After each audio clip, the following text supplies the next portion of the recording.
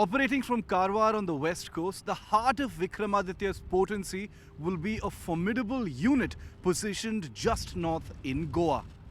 As an aircraft carrier, remember, Vikramaditya is nothing without its floating fleet of fighter aircraft.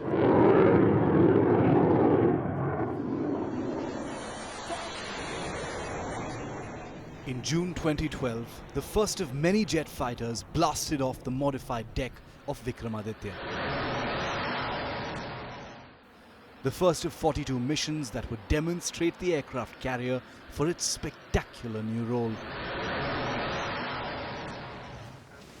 But just as things were getting up to speed, there was an incident far out in the Barents Sea that created a major stir on board. The vulnerable Vikramaditya was spied upon by NATO forces. These images show a NATO maritime reconnaissance aircraft snooping on the warship in an attempt to harvest classified electronic and acoustic data. The Russians tried to take up the intrusion diplomatically, but in a spy game, few things can ever be taken to their logical conclusion. At any rate, the Vikramaditya was in a race against time. In a few months, she needed to be ready for the Indian Navy. Then suddenly, in September 2012, unexpectedly, disaster struck. 7 out of the Vikramaditya's 8 massive boilers broke down and collapsed when they were pushed to maximum load and power.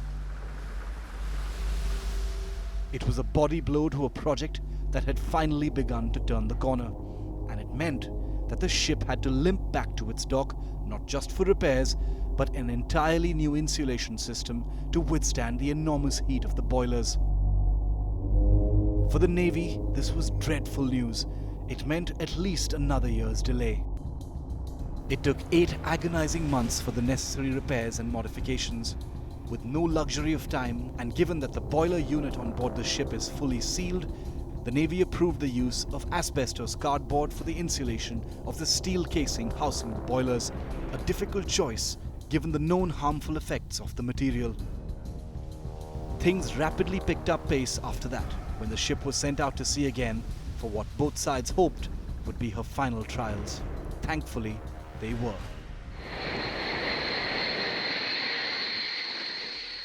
The Vikramaditya is big enough to deploy 30 aircraft in a mix of MiG-29K fighter jets, Kamov anti-submarine and early warning helicopters, and Sea King multi-mission helicopters. This, of course, is in addition to onboard weapons. But these are the Vikramaditya's real teeth. Aircraft that provide a legacy jump for the Indian Navy's ability to strike far from Indian shores. With ranges of 700 nautical miles without refueling, the MiG-29K brings to bear formidable weaponry, including beyond visual range air-to-air missiles, guided bombs, anti-ship weapons and rockets. In 2010, as if to underscore the big delays, the ship's embedded fighter fleet began arriving in India. The MiG-29K multi-role jets, built to operate off the aircraft carrier's modified flight deck, would spend the next 3 years without their mothership, instead flying conventional training missions from the INS Hansa airbase in Goa. Flying operations are in fact already in progress, including by the Indian air crew. Full operationalization of the squadron on return of the ship to India. The aircraft are already with us. The air crew are already trained on type. The only residual aspect is their tech qualification. That will happen very soon. The Indian Navy has waited so long for the Vikramaditya, it has actually used the ship in its dreams. Over the last 5 years, a phantom Vikramaditya has sprung up in war games and simulated situations in the Indian Ocean.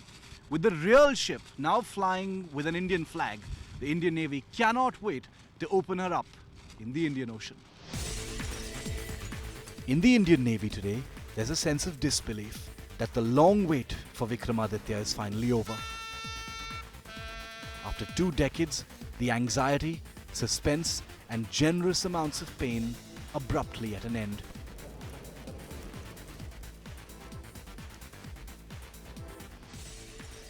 In 2014, the Vikramaditya will be part of internal exercises in both the Arabian Sea as well as the Bay of Bengal. Her presence in the Indian Ocean will already be a hefty message. We are preparing for flying our own MiGs with our pilots taking off and landing on the deck, our own helicopters. We will be fully ready to the tasking that they were given to us by our naval headquarters. But it won't be until at least 2015 that the Navy fields the Vikramaditya in exercises with other countries. It will take a year at least for her crew to fully understand her and be confident enough to show her off. The Vikramaditya may be dwarfed by the enormous American supercarriers that prowl all corners of the world's oceans, but it is a formidable platform that gives India a serious edge over China. That's still taking baby steps to deploy its own floating airfield. A conventional maritime battle is thankfully a remote possibility, and the Vikramaditya will have its role in ensuring that. The Indian Navy has far fewer ships than China's maritime force. The Indian Navy has always wondered about the People's Liberation Army Navy's long-term intentions in the Indian Ocean region and its rapid force build-up. But the Vikramaditya's arrival in the Indian Ocean will serve to underscore China's conspicuous lack of a similar capability. Unlike India, which has operated aircraft carriers for decades, China has deployed the refurbished Russian Varyag aircraft carrier as the modernized Liaoning, but not for operations. China, like India, is attempting to build its own. Till that time, though, the Vikramaditya provides India an enormous psychological and operational edge in the Indian Ocean. One that it won't ever want to lose. As the Indian Navy begins to discover what the INS Vikramaditya can do, the 45,000-ton beast leaves great churning in its wake. As we sign off from the deck of this phenomenal feat of marine engineering and warcraft, let's hope Vikramaditya allows its new nation to sleep a little better at night. And as they say in the Indian Navy, may Varuna, the Lord of the Oceans, be auspicious unto those who set sail.